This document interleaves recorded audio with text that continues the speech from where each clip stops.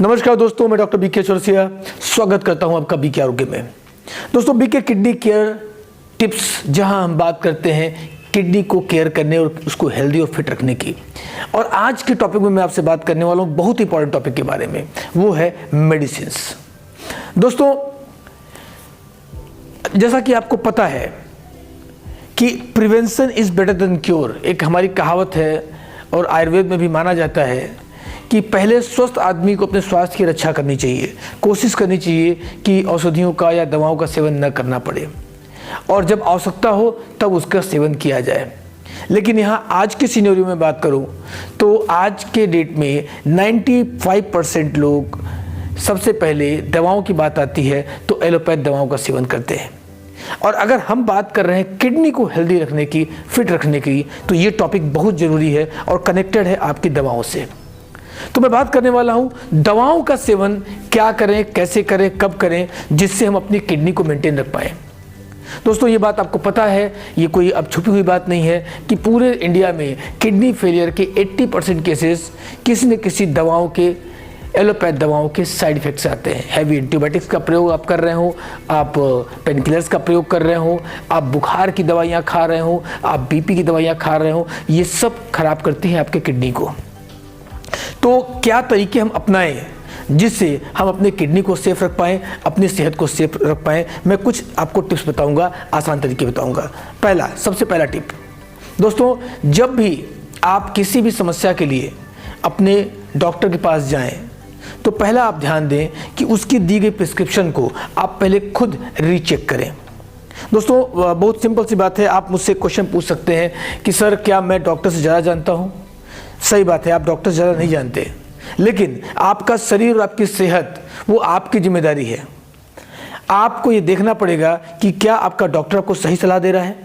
जैसा कि आज के समय में एक मेडिकल प्रोफेशन बहुत नोबल प्रोफेशन नहीं रह गया है, बहुत से ऐसे डॉक्टर्स हैं जिन्होंने इसको गंदा कर रखा है। आपको ध्यान देना है आपके लिए बेटर क्या है, या डॉक्टर ने जो सजेस्ट किया है वो सही किया है या उसके अंदर कुछ दूसरा इंटरेस्ट है। तो आपको क्या करना है, आपने प्रिस्क्रिप्शन उठाया, एग्जाम्पल के तौर पर आपको हेडेक की प्रॉब्लम है, आपको फीवर है, या आपको कोई और गंभीर समस्या है, और खास तौर पे अगर आपको किडनी से संबंधित कोई समस्या है, आप सबसे पहला काम क्या करेंगे, डॉक्टर की प्रिस्क्रिप्शन लेंगे, जो मेडिसिन उसमें प्रिस्क्राइब की गई हैं उसको आप गूगल पे सर्च करेंगे। दोस्तों, अगर मेडिसिन का नाम से भी सर्च कर सकते हैं आप, या मेडिसिन के नीचे फॉर्मूलेशन लिखे होते हैं उस फॉर्मूलेशन को भी आप क्लिक करके सर्च कर सकते हैं।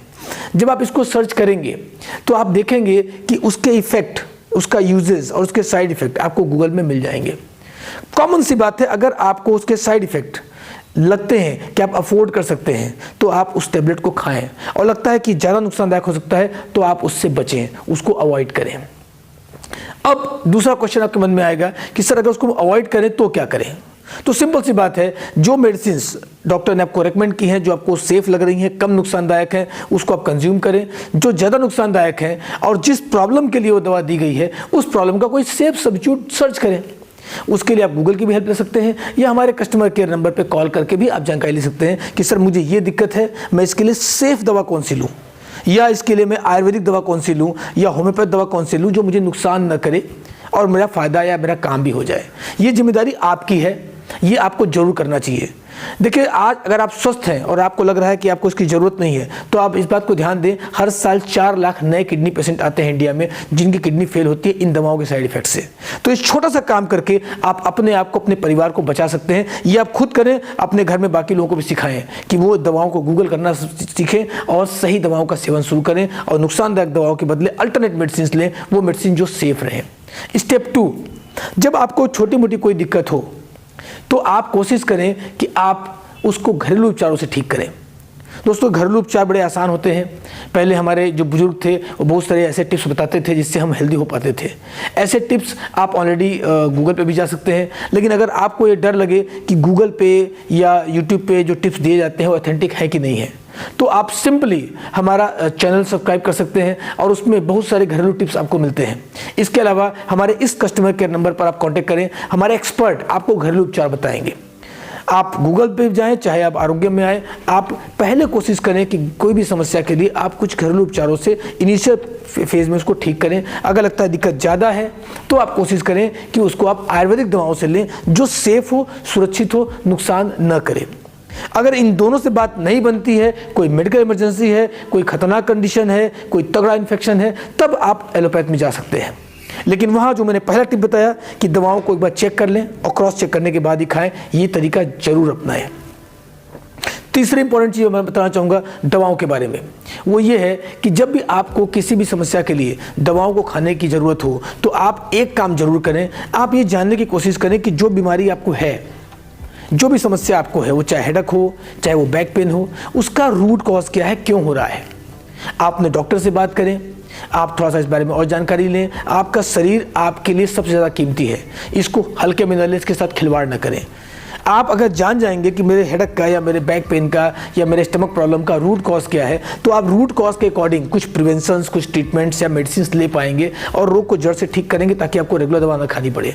क्योंकि यही रेगुलर दवा खाने की टेंडेंसी किडनी फेलियर की कारण बनती है, और किडनी फेल के केसेस में अगर ऐसी मेडिसिन आप खा रहे हैं तो आप कभी भी रिकवर नहीं हो सकते, कभी भी आप ठीक नहीं हो सकते।